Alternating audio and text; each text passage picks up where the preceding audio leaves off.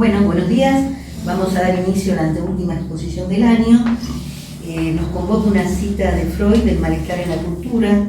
Desde 3 lados amenaza el sufrimiento, desde el cuerpo propio, desde el mundo exterior, desde los vínculos con otros seres humanos.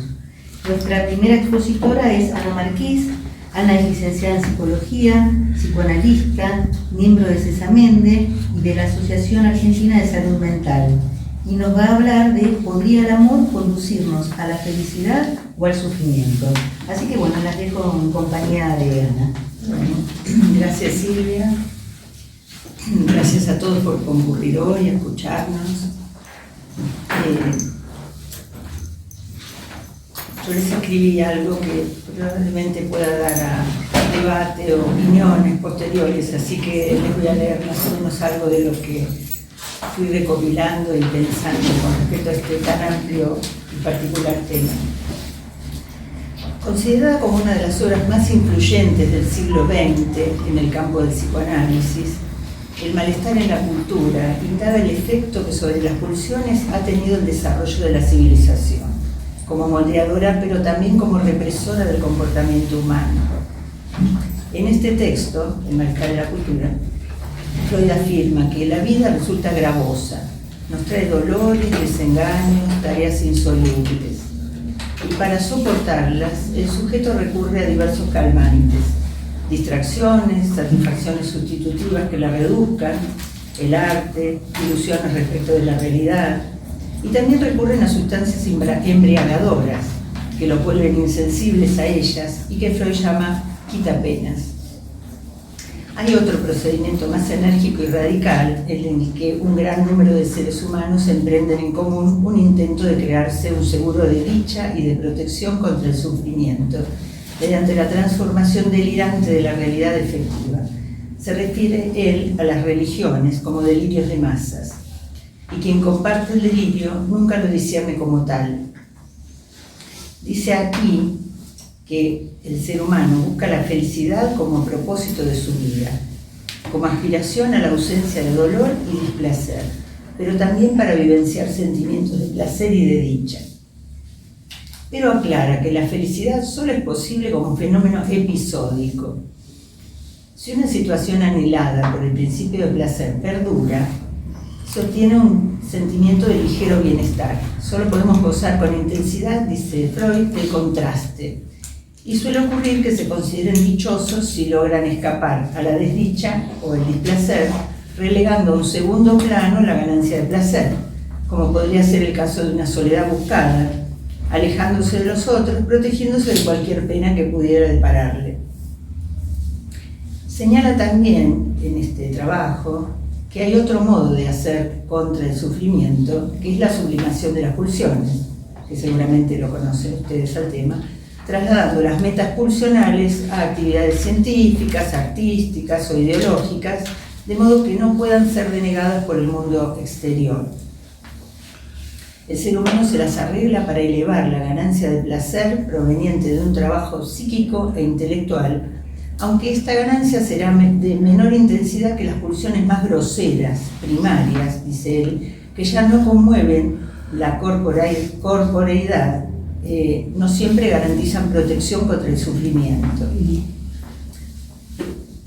La satisfacción pulsional puede equivaler a dicha, pero también es causa de grave sufrimiento, cuando el mundo exterior nos rehúsa la saciedad de nuestras necesidades. El sosegar las pulsiones es otro modo de protegerse del sufrimiento, aunque afirma que sin duda ello reduce las posibilidades de goce. Freud termina destacando que en este recuento de métodos por los cuales los seres humanos se empeñan en obtener felicidad y alejarse del sufrimiento, buscan satisfacción aferrándose a sus objetos y esperando la satisfacción a partir de un vínculo de sentimiento con ellos, no conformándose con evitar el displacer. Me estoy refiriendo ahora a que orientan su vida hacia el amor sexual y aspiran al cumplimiento de la dicha, esperan amar y ser amados. Ubican al amor como la experiencia más intensa de sensación placentera, avasalladora, arquetipo de aspiración a la dicha. Pero señala también que esta opción tiene un lado débil, y allá vamos con mi trabajo, por lo que el ser humano suele intentar otros caminos hacia la búsqueda de la dicha. Él dice: nunca estamos menos protegidos contra las cuitas que cuando amamos, nunca más desdichados y desvalidos que cuando hemos perdido al objeto amado o su amor. Por esa vía uno se vuelve dependiente del mundo exterior, exponiéndose al máximo padecimiento si se es desdeñado o si se pierde al objeto por infidelidad, por muerte o por otras razones. Freud concluye que el programa de ser felices que nos impone el principio del placer es irrealizable, aunque el ser humano se empeña por acercarse a su cumplimiento, tanto en la ganancia del placer como en la evitación del displacer, ya que en ningún caso podemos alcanzar todo lo que anhelamos. Y discernir la dicha posible será un problema de la economía libidinal de cada individuo. Él dice que según la constitución psíquica del individuo, si es predominantemente erótico, antepondrá los vínculos de sentimientos con otras personas. En cambio, si tiende la autosuficiencia narcisista, buscará satisfacción en sus procesos anímicos internos. Y si es una persona de acción, se orientará hacia el mundo externo. Sostiene que toda decisión extrema será castigada, exponiéndolo a los peligros que conlleva la insuficiencia de la técnica de vida elegida con exclusividad. Y dice que la sabiduría de la vida, y escuchen esto, me pareció interesante, la sabiduría de la vida aconseja no esperar toda la satisfacción de una única aspiración. La cultura se edifica sobre la renuncia a lo pulsional y se basa en la no satisfacción de poderosas pulsiones. Tiende a limitar la vida sexual, impone la legitimidad y la monogamia, y no exclusivamente como fuente de placer, sino para la reproducción de los seres humanos. Como última técnica de vida, que le permite al menos satisfacciones sustitutivas, recurre al refugio en la neurosis, que amenaza con enterrar el poquito de felicidad del hombre y de la cultura. Los neuróticos no toleran las frustraciones de la vida sexual y crean en sus síntomas satisfacciones sustitutivas que los hacen padecer a ellos mismos y a quienes los rodean. El hombre culto cambió un pedazo de posibilidad de dicha por un trozo de seguridad. Una felicidad que es enteramente subjetiva y que los ideales de la cultura imponen, entre ellas la limpieza, el orden, la belleza, alteran las disposiciones pulsionales de los seres humanos. Veamos ahora qué dice Jacques Lacan al respecto. Él dirá: para el ser hablante siempre hay cosas que no encajan, de lo que podemos deducir que la felicidad que no hay es la que habría si hubiese complementariedad entre los sexos, que no la hay.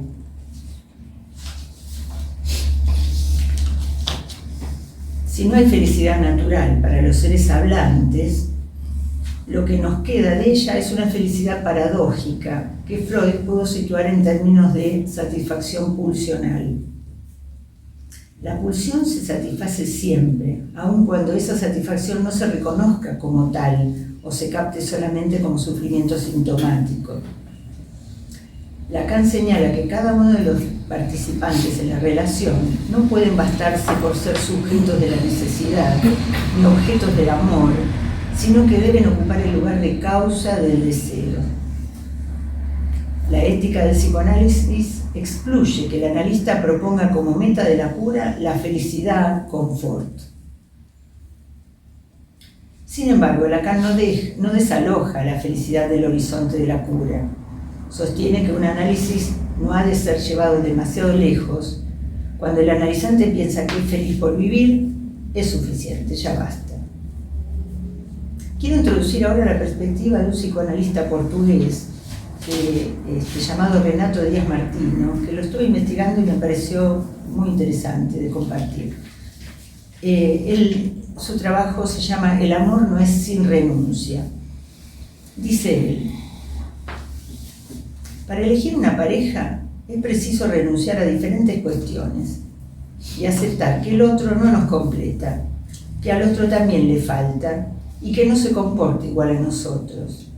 Y esta aceptación del otro lleva trabajo.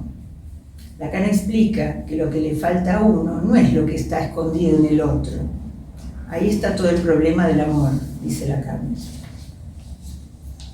El yo que existía antes de formar la pareja se transforma. Freud decía: allí donde el amor despierta, muere el yo, déspota, sombrío. Esto lo dice en Observaciones psicoanalíticas sobre un caso de paranoia, de 1910. Freud sostiene, en Introducción del narcisismo, que es necesario amar para no caer enfermo. El que ama sufre, dice Freud, el que no ama puede enfermar. Las vicisitudes del amor generan sufrimiento. El amar, el no ser correspondido, el no saber cómo va a actuar el otro, la decepción amorosa, entre otras cosas. Es muy probable que cada uno de nosotros conozcamos algo de estos temas. En estado de enamoramiento, sin duda, se es más vulnerable, se idealiza a la persona que se tiene al lado y se le atribuyen todo tipo de virtudes, además de sostenerse en la ilusión de ser uno con el otro, cuestión que Lacan se encargó de deslegitimar, remarcando la no complementariedad entre los sexos. Habíamos señalado que Freud sostiene en El malestar en la cultura que jamás nos hallamos tan a merced del sufrimiento como cuando amamos. Jamás somos tan desamparadamente infelices como cuando hemos perdido al objeto amado o su amor. ¿Pero por qué amar entonces? Porque el amor y el deseo son dos barreras que funcionan de tope al goce. El amor permite al goce condescender al deseo, dice Lacan. Y además, porque según Freud, una de las formas en que el amor se manifiesta, el sexual, nos proporciona la experiencia placentera más poderosa y subyugante, estableciendo así el prototipo de nuestras aspiraciones de felicidad. Ahora les voy a leer un texto de una psicoanalista que también investigué y me pareció interesante, que se llama Anna Sui, con respecto al amor. Ella dice: en la mejor de las hipótesis, la persona que amamos nos frustra, nos defrauda, nos decepciona. En la mejor de las hipótesis, la gente se engaña con la persona amada y descubre en algún punto que inventó mucho sobre ella en algún lugar creativo de sí. En la mejor de las hipótesis, los hijos caen, se deslizan del pedestal, hacen fracasar al menos algún ideal de los padres. En la mejor de las hipótesis, los hijos desilusionan a los padres, dejando que ellos se vean con sus propias frustraciones, dejando de lado el sueño de restablecer el narcisismo perdido de los padres a costa de la propia vida. En la mejor de las hipótesis, los padres decepcionan a los hijos, causan algún tipo de odio en ellos, les dejan faltar algo. En la mejor de las hipótesis, los padres sustentan que faltó algo y que va a continuar faltando, y soportan que el hijo vaya a buscar sus cosas con sus propias piernas y caminos, que hay muchas cosas que no se encuentran dentro de casa. En la mejor de las hipótesis, en el amor, algo falla, falta, cae, frustra, para que otra cosa pueda aparecer, para que alguien más allá del ideal pueda venir, porque la vida sorprende. Es decir, que en el amor no hay garantías.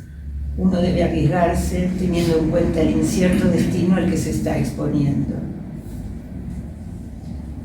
Por su parte, Jacques Alain Miller explica que amamos a la persona que protege una imagen narcisista de uno mismo o representa dicha imagen. Para este autor, el amor se dirige a aquel que pensamos conoce nuestra verdad y nos ayuda a encontrarla soportable. El enamoramiento mutuo, como señala Lacan, se sostiene en el encuentro entre dos saberes inconscientes. Por eso que Lacan considera fatal destino al estar sujetos a las elecciones inconscientes que no se sabe a dónde pueden conducirnos. El amor es aceptar la propia falta, que es estructural, y que es lo que permite que exista el deseo, y aceptar que al otro también le falta, que esté incompleto.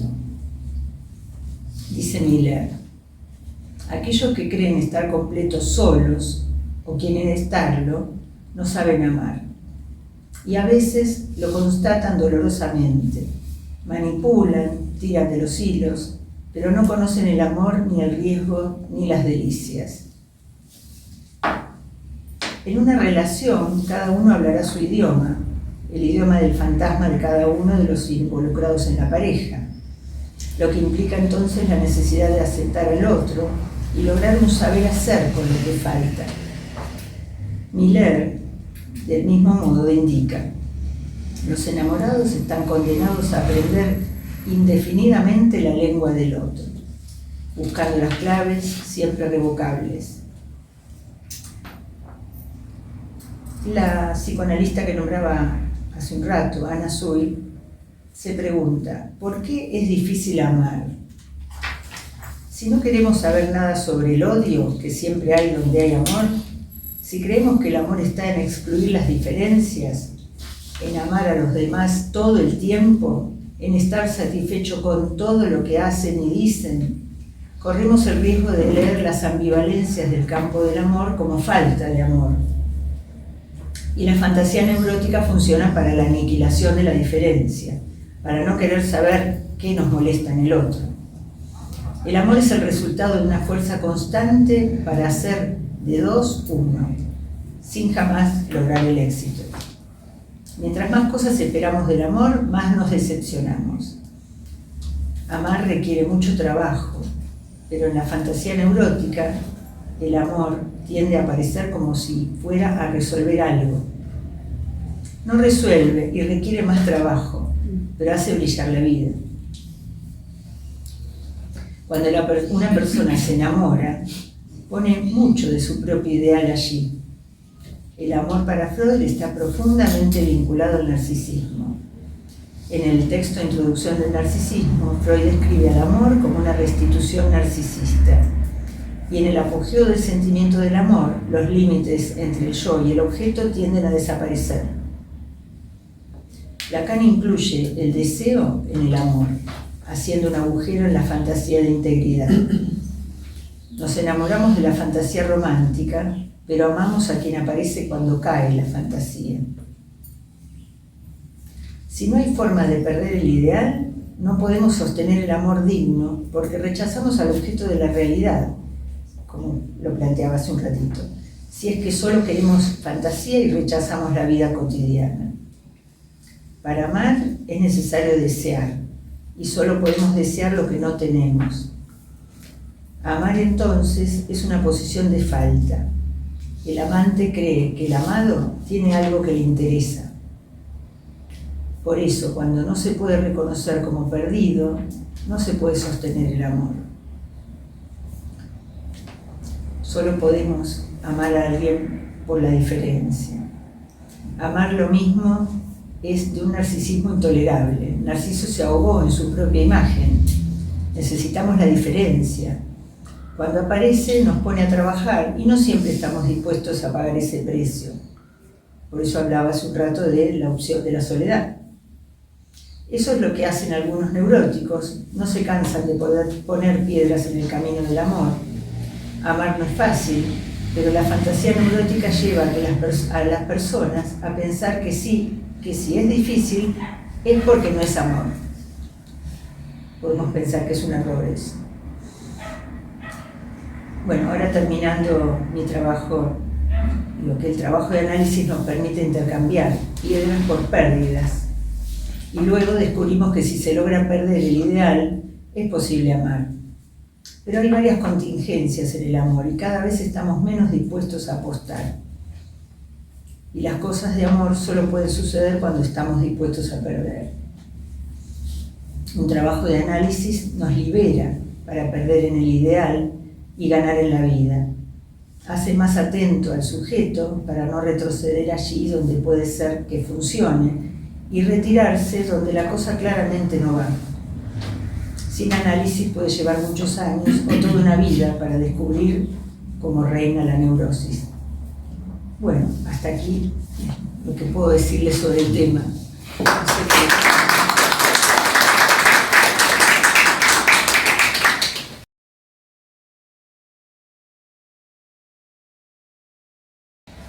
Bueno, les voy a presentar a Graciana Borris. Graciana es psicoanalista de niños, adolescentes y adultos en el ámbito privado y en instituciones psicoanalíticas, y es miembro de CESAMENDI y coordinadora docente de esta institución. Y nos va a hablar de qué se sufre en un duelo. ¿Sí? Bueno, te escuchamos. Bueno, cuando empecé a pensar en este trabajo, se me ocurrió ir al diccionario, ¿no? Debo decir que no fue muy brillante la idea, ¿no? Pero bueno, fui al diccionario a ver qué decía la Real Academia sobre el duelo. Y saqué algunas definiciones que me parecían que tenían que ver con lo que tenía ganas de contar.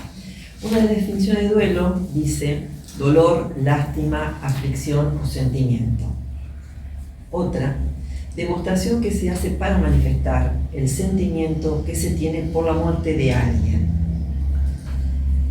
Cuando voy a ver qué dice Freud sobre el duelo, Freud toma algo de esto, digo, pero también le agrega algo más. Y Freud dice que el duelo es por regla general la reacción frente a la pérdida de una persona amada o de una abstracción que haga a sus veces, como la patria, la libertad, un ideal, etc. No necesariamente el duelo es por la pérdida de un ser querido, dice Freud, sino también por la pérdida, por ejemplo, de un ideal. El duelo se genera bajo el influjo del examen de realidad, que exige categóricamente separarse del objeto. Y ahora el objeto no es una persona, sino también, como decíamos, es una abstracción, ¿no? Que exige categóricamente separarse del objeto porque él ya no existe más. Hay algo del sujeto que se conmueve cuando esto, otro como objeto, desaparece. Pero no siempre el duelo tiene que ver con un hecho fortuito, con las contingencias de la vida, sino también lo encontramos en la constitución subjetiva. La relación con el otro es necesaria desde los inicios en la vida del sujeto. Y me voy a referir al duelo que es propio de este tiempo y hace, como decía, a la constitución subjetiva. Hay duelo en lo constitutivo de la subjetividad. En los primeros tiempos del sujeto, donde se dan las operaciones de alienación y separación, ¿no?, de Lacan, también allí se transita el duelo. En este tiempo, ante la ausencia de la madre, el niño siente angustia, dolor. El niño responde con angustia, con dolor cuando su mamá se va.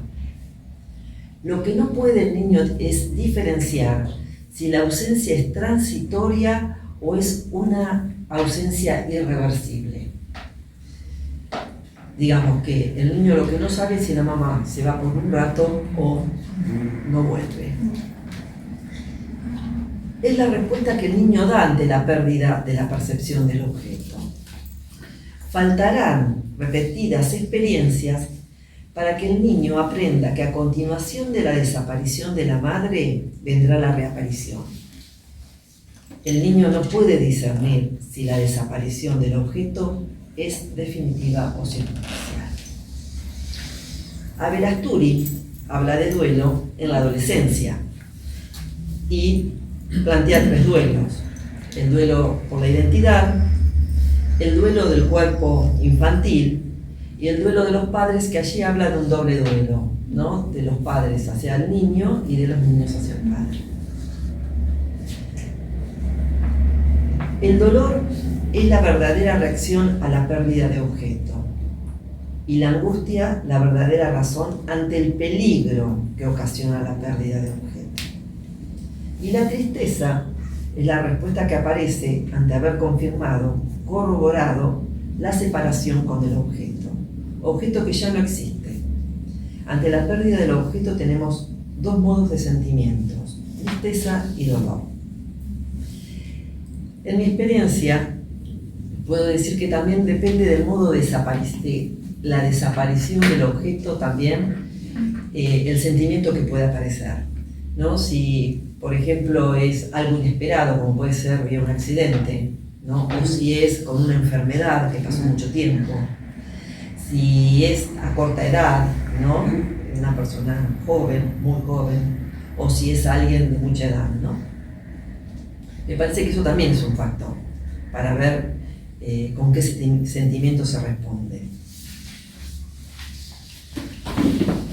El carácter doliente de esta separación armoniza con la explicación que acabamos de dar, a saber, la elevada e incumplible investidura de añoranza del objeto en el curso de la reproducción de las situaciones en que debe ser deshacida la ligazón con el objeto. Esto, a lo que va es que luego de la falta del objeto, uno transita situaciones, ¿no?, donde se reproduce, ¿no?, algo de esta falta. Y es ahí donde, bueno, cómo sacar esa ligazón en este momento. Recuerdo, ayer justo una paciente joven, hace poco falleció su abuelo, el abuelo era alguien especial para ella. Bueno, el domingo se reúnen por el Día de la Madre. Y dice, estaban todos allí y el que faltaba era mi abuelo. Es esto, ¿no? Esto que tiene que ver con sacar la ligazón, ¿no?, del objeto en diferentes situaciones con las que toca a uno vivir, ¿no? O cuando se dice, bueno, vamos a pasar el primer día de tal cosa, sí, ¿no? Silvia Justo, en el artículo acerca del duelo del libro Los desfiladeros del deseo, este libro, que hace una diferencia entre duelo y dolor, y dice: mientras el duelo es el proceso que impone al sujeto una progresiva separación del objeto amado y finaliza con la recuperación del libido del sujeto para la vida, el dolor se funda en el anhelo insatisfecho del objeto perdido. Ella también luego va a hacer un recorrido de varios autores y sobre el duelo. Es interesante. Freud va a hablar también de trabajo de duelo y que este consiste en quitar la libido de sus enlaces con ese objeto. Y va a decir que no resulta fácil abandonar esa posición libidinal, esa atadura que tiene con el objeto, aun cuando el sustituto esté por aparecer.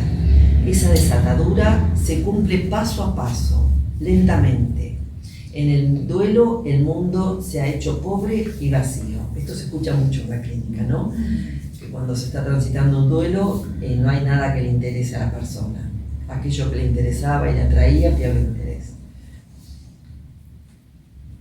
Voy a tomar a Lacan porque él hace una mirada diferente en relación al duelo.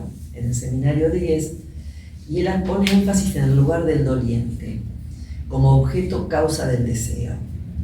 Dice, no estamos de duelo, sino por alguien de quien fuimos su falta, que podemos decir, yo era su falta. Estamos de duelo por personas a quienes hemos tratado bien o mal, frente a las cuales no sabíamos que cumplíamos esa función de estar en el lugar de su falta. Porque le hemos faltado, éramos valiosos e indispensables para él. Lacan no solo queda mirando al sufrimiento que duele, sino lo que fuimos para aquel que ya no está. Alush tiene una posición muy crítica frente al texto de Duelo y Melancolía de Freud. No voy a hacer hincapié en eso, pero bueno, si alguien quiere recorrer es interesante. Y voy a recortar esto que dice: quien está de duelo pasará de la experiencia de desaparición de un ser querido al reconocimiento de su inexistencia. Dicha inexistencia como tal no podría estar al comienzo del duelo. No puede ser admitida, si es que debe serlo alguna vez. Digamos que no todos transitan un duelo. En el duelo se pone en juego la estructura psíquica. Es ahí donde se ponen a jugar los recursos subjetivos disponibles de cada sujeto para transitar un duelo. ¿Con qué cuenta el sujeto para mirar aquello que pierde? Para poder ilustrar algo de esto, voy a apoyarme en la novela El rapto de Lol Bernstein de Marguerite Duras. De esta novela voy a recortar una escena que sería la que marca un antes y un después en la vida de Lol y que sirve para ver un modo de respuesta ante una pérdida. Bueno, nos situamos en un salón de baile del casino municipal de un lugar de veraneo. Allí está Lol, su novio Miquel, la amiga de Lol, Tatiana, y una inquietante mujer, Anne Mary Streeter, que llega al baile junto a su hija. En el momento en que ambas atraviesan la puerta, comienza la escena. Y voy a leer un poquito. Espero poderlo leer para que me puedan seguir. La orquesta dejó de tocar. Terminaba un baile. La pista se había vaciado lentamente. Estaba vacía. La mujer de más edad se había rezagado un instante para contemplar la concurrencia. Luego se había vuelto sonriendo a la joven que la acompañaba. Esta, sin lugar a dudas, era su hija. Su elegancia, el reposo y el movimiento, cuenta Tatiana, inquietaba. Estaban en la playa esta mañana, dice Miquel Richardson, el novio de Lol. Se había quedado inmóvil, había contemplado a las recién llegadas. Después se había llevado a Lol hacia el bar y hacia las verdes plantas de la sala. Ellas habían atravesado la pista y se habían dirigido hacia la misma dirección. ¿Habría mirado a Miquel Richardson al pasar? ¿Lo había barrido con esa no mirada que paseaba por el baile? ¿Se reconocieron cuando pasó cerca de él? Cuando Miquel Richardson se volvió hacia Lol y le invitó a bailar por última vez en su vida, Tatiana Carr lo había sorprendido pálido de repente y bajo el impacto de una súbita preocupación tan invasora que supo que, también él, había reparado perfectamente en la mujer que acababa de entrar. Sin duda Lol percibió ese cambio. Él había cambiado. Todo el mundo podía comprobarlo. Comprobar que ya no era él que creía. Lol lo contemplaba cambiar. Los ojos de Miquel Richardson se habían iluminado.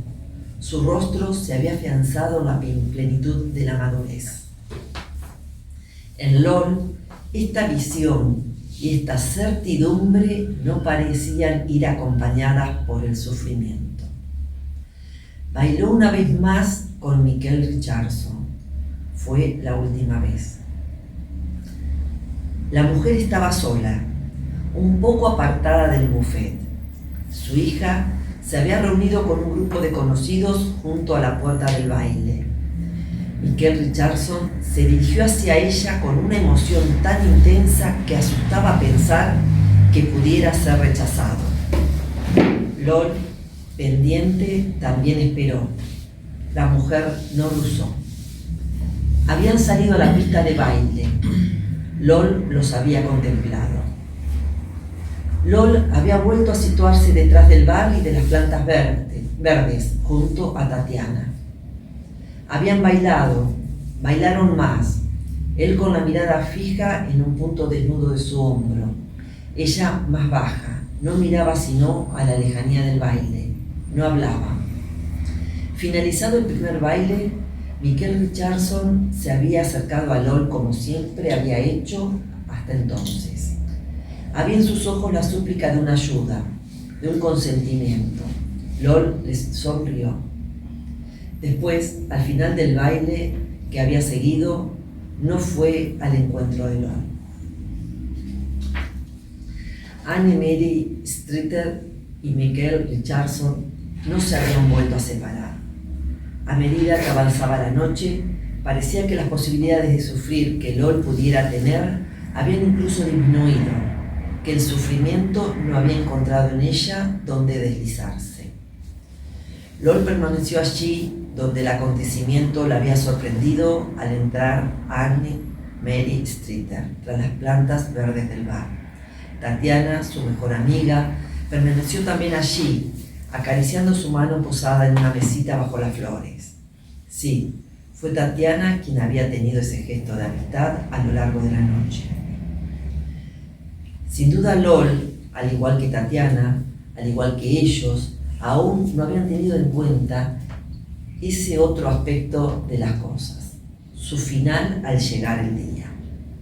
La orquesta dejó de tocar, el baile parecía casi vacío, solo quedaban algunas parejas, la suya y detrás de las plantas verdes, LOL y esa otra joven, Tatiana Carr. No se habían dado cuenta de que la orquesta había dejado de tocar. En el momento en que hubiera debido volver a empezar, como autómatas, se habían vuelto a unir, sin percatarse de la inexistencia de la música. Michael Richardson se pasó la mano por la frente, buscó alguna señal de eternidad en la sala. En aquel momento, una mujer de cierta edad, la madre de LOL, había entrado en el baile, injuriándoles. Les había preguntado qué habían hecho con su hija. Cuando la madre descubrió a su hija detrás de las plantas verdes, una modulación quejumbrosa y tierna invadió la sala vacía. En cuanto su madre llegó hasta LOL y la tocó, LOL se despegó por fin de la mesa. Solo en ese instante comprendió que un final, aunque confusamente, se dibujaba sin aún distinguir cuál sería. La pantalla de su madre, entre ellos y ella, constituía la señal precursora. De la mano, con mucha fuerza, la tiró al suelo. LOL gritó por primera vez. Entonces unas manos se posaron de nuevo alrededor de sus hombros. No las reconoció en absoluto. Evitó que cualquiera tocara su rostro. Comenzaron a agitarse, a avanzar hacia las paredes buscando imaginarias puertas. La penumbra de la aurora era la misma dentro y fuera de la sala. Por fin encontraron la dirección de la verdadera puerta y habían empezado a dirigirse muy lentamente en esa dirección. LOL había seguido gritando argumentos. No era tarde, la hora de verano engañaba. Había suplicado a Michael Richardson que le creyera. Pero como la pareja siguió su marcha, LOL corrió hacia la puerta. Habían intentado impedírselo, pero escapó y se arrojó contra los batientes. La puerta, afianzada en el suelo, resistió. Pasaron ante ella con la mirada baja. Anne-Marie Streeter empezó a descender y después Michael Richardson. LOL siguió con la mirada a través de los jardines. Cuando dejó de divisarles, cayó al suelo desvanecida.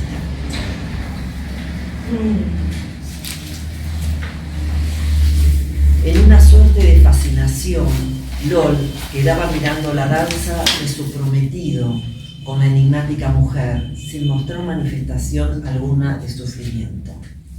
Lacan dice así: la escena es propiamente el arrebato de dos en una danza que los suelda, y ante los ojos de LOL, tercera, junto con todos los del baile, parece en él el rapto de su novio por aquella que solo tuvo súbita que aparecer. LOL no pudo simbolizar una ausencia. No cuenta con el recurso de lo simbólico ni con el fantasma que habilita el duelo por el objeto perdido.